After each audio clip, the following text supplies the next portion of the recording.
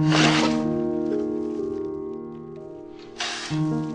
this time in the history of our congregation, we have before us the choice to die, to stagnate, or to be reborn.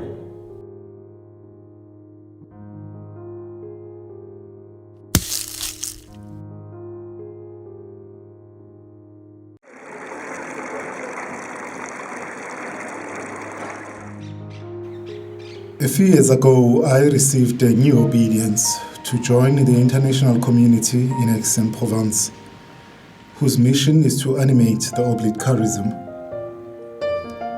A few weeks later, after my arrival in Aix, I had a chance to go and visit Marseille. I went all the way up to Notre Dame de la Garde, a shrine of Our Lady built on a prominent hill in Marseille. As I was there looking down on the old port, I thought to myself, many years ago, Bishop Eugene de Mazenot sent his first missionaries to South Africa to evangelize the Zulus. Those missionaries left from this very port of Marseille. They left France never to return to their homeland again. We know about all the difficulties they encountered in South Africa among the Zulus. Humanly speaking, their mission was a failure.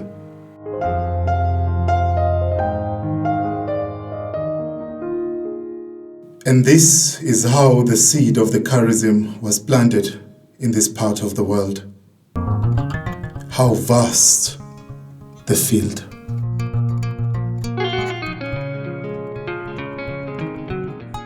The seed fell on a very sterile soil. It took a lot of patience, a lot of effort, and a lot of pain and sacrifice to break this ground. We all know the famous letter of Bishop de Mazenot to Joseph Gerard, saying to him, after so many years, not a single conversion, it is awful. This very challenging letter was also full of hope and encouragement. He says to Gerard, you must not lose heart because of these difficulties. The time will come when the merciful grace of God will produce a sort of explosion, and your South African church will be formed. And yes, these prophetic words of Bishop de Mazenot were fulfilled. Finally, the seed germinated, and today it has become a huge tree spreading its branches way beyond the South African borders. What was seen as a failure in the eyes of the world, God was able to make use of it. And today, after 170 years, here we are, witnessing the growth of that original seed. A seed carried within itself new life. Paradoxically, it has to be buried before it can bring forth that new life. It has to die. If our charism is to survive, we have to let go of something. Something has to die. For me, this death is entailed in the call of the 2010 General Chapter, conversion to the person of Jesus Christ.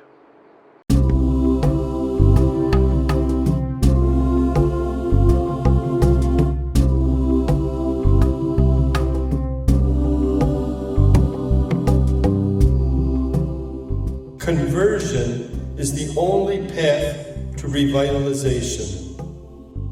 Conversion is painful, but will lead us to life if we allow the Spirit to transform us. Men who are not just called Oblates, but who live oblation.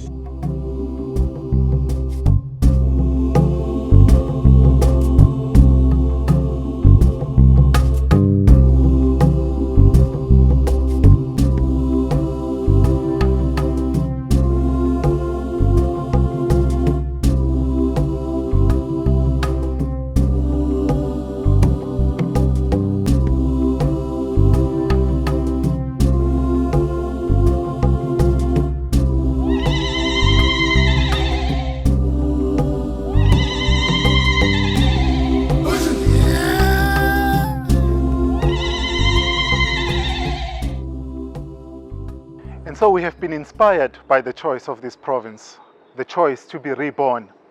And we've decided to embark on this long journey to try and capture, to grasp the spirit which animates them as a province. How did they get here?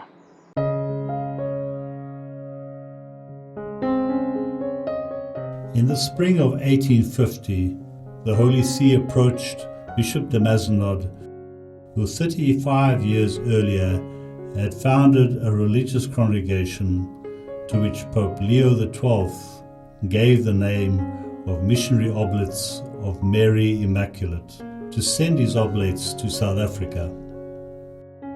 The first group of Oblates arrived in Port Natal on the 15th of March 1852. Bishop Allard, Fathers Sabon and Dunn, the scholastic brother Logare and brother Compen. The territory confided to the Oblates in 1852 extended from the Kai River in the south to the Zambezi in the north. Even after 170 years, you can journey across this vast subcontinent from ocean to ocean without leaving the Oblate territory.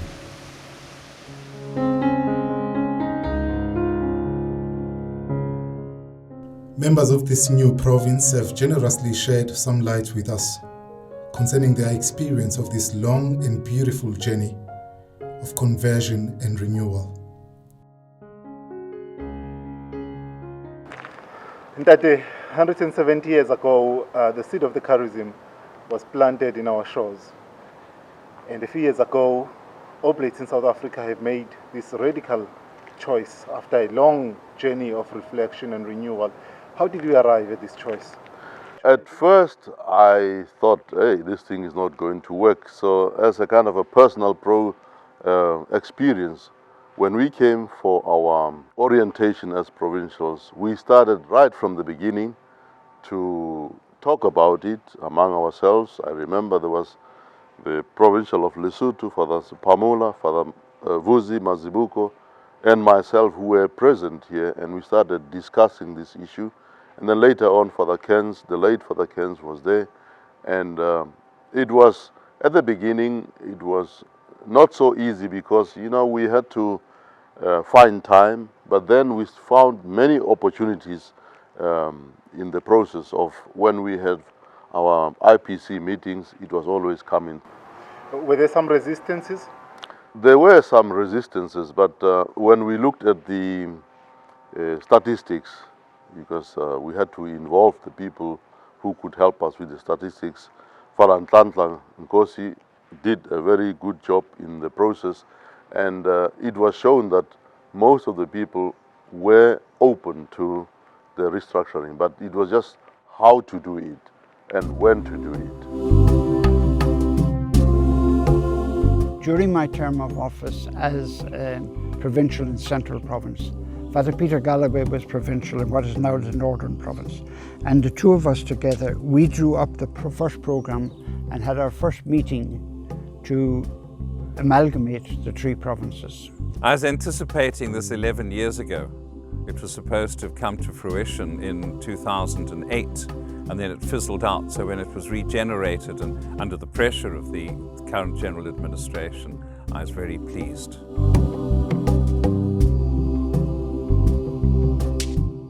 It's amazing, eh? It's one of the, I mean, from the Natal province, it was an old boy, you know, but now, well, it was called really Mother Province, and now it's a new baby born. It's really exciting.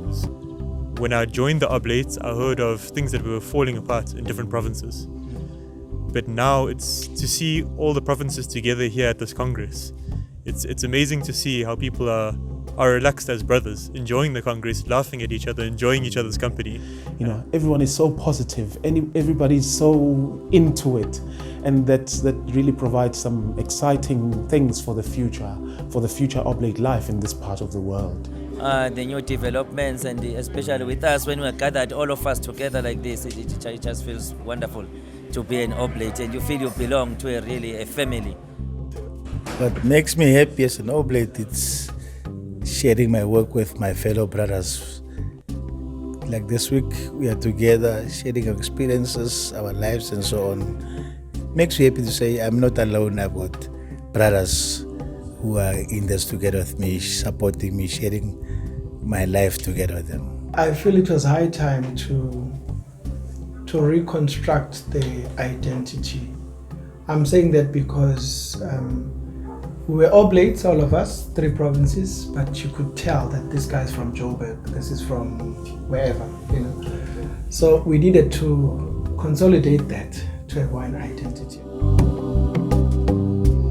This was a big undertaking, you know, because it was something new. There was no precedence for us.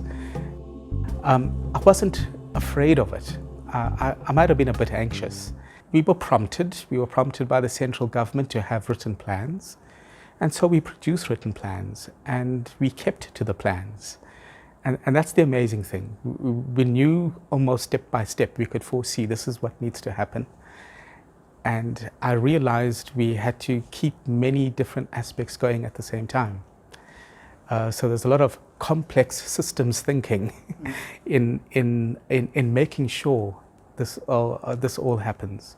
We were driven by one value, and that was the value of cohesion and unity in the province. And the cultures are not just the natural cultures that we grew up in, it's the cultures of the different provinces that had developed, that these 3 different units could come together and know exactly what is happening at each step of the way.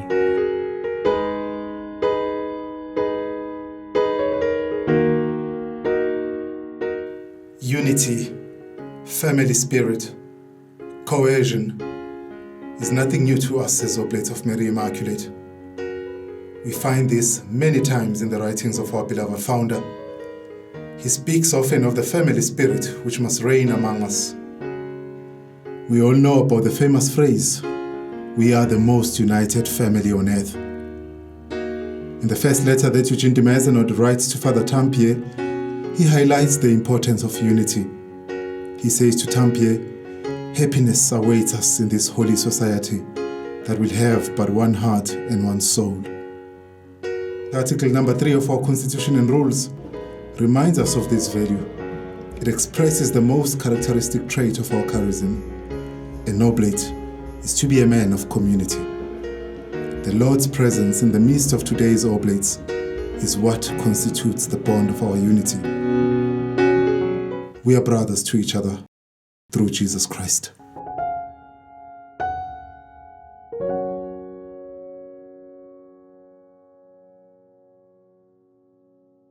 It's now I'm realizing just how easy we've been gelling with each other and how much easier it is to come to consensus around issues.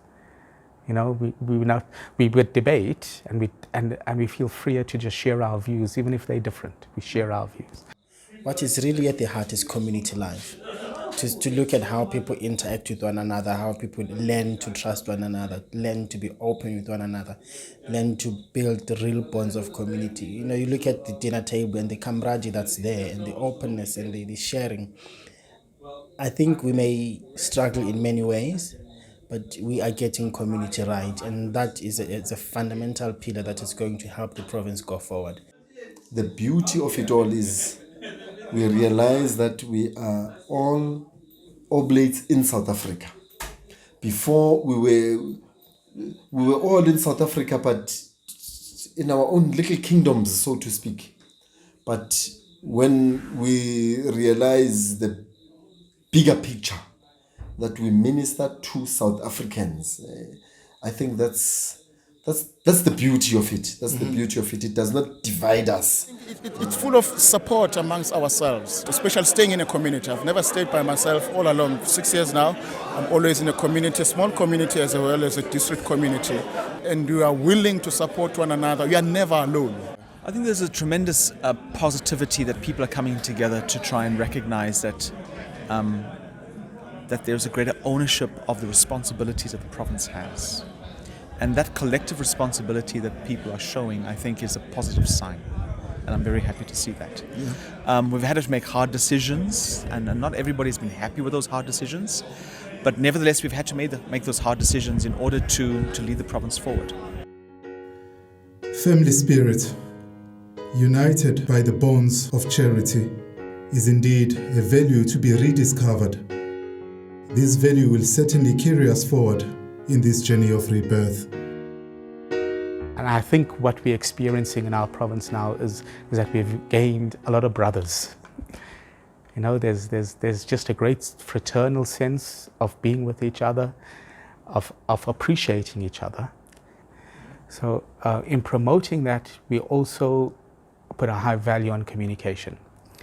People needed to know what's happening, what the council is deciding, and at times we needed to consult. So we produced a newsletter that was specifically for Oblates. It wasn't for the outside world to know what's happening in the Oblates. We called it Horona, which is Sesotho for between us. And we'd share what's happening. And suddenly everyone was really excited. They would phone us and say, when is Horona coming out? Because you've had your council meeting already, you know, because they wanted the news. We could have done everything that we've done, but if we didn't have Horona, the mood in the province would be very different.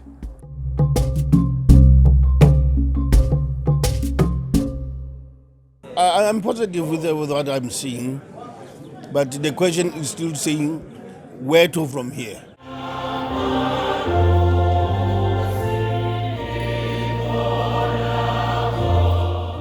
We are called to say no to death and stagnation. And through the Spirit who makes all things new, we are to be revitalized in the Oblate charism, ready and available for difficult, and in today's context, I intentionally say dangerous missions among the poor and most abandoned.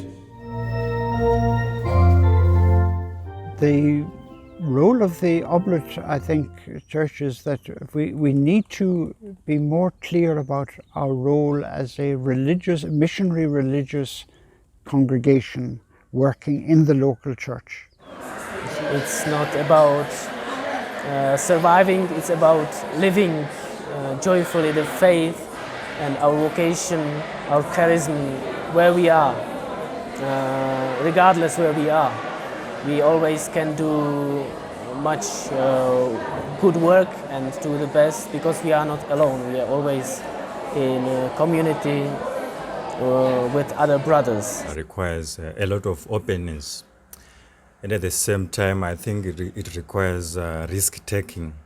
Because if you are not ready to take the risk of being a missionary, I think it would be a big challenge. So the aspect of having the spirit of wanting to go out of your own comfort zone, I think is also very important. That was our way, you know. Have you tried this? Can you try this? You know, always be willing to learn something, always be willing to risk, always be willing to take on something new.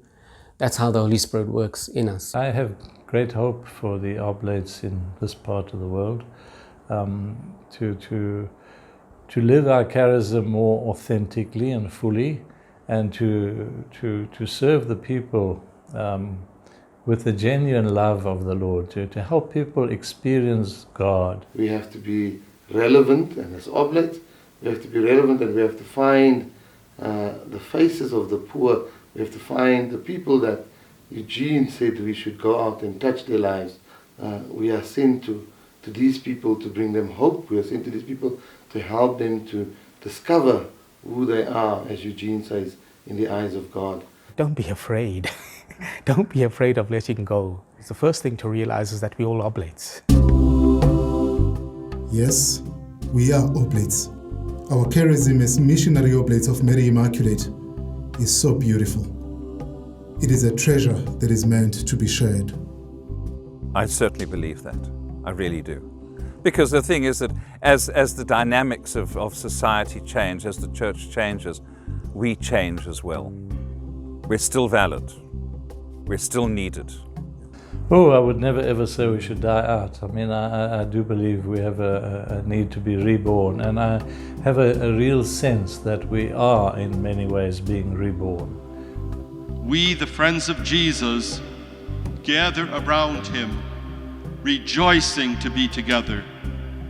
We want to tell the good things we have done in his name. I invite us to have the eyes to see Jesus among us, breathing the Spirit upon us. Brothers, Jesus is among us, and he will be exulting before the Father and the Spirit as we witness the missionary wonders we have accomplished.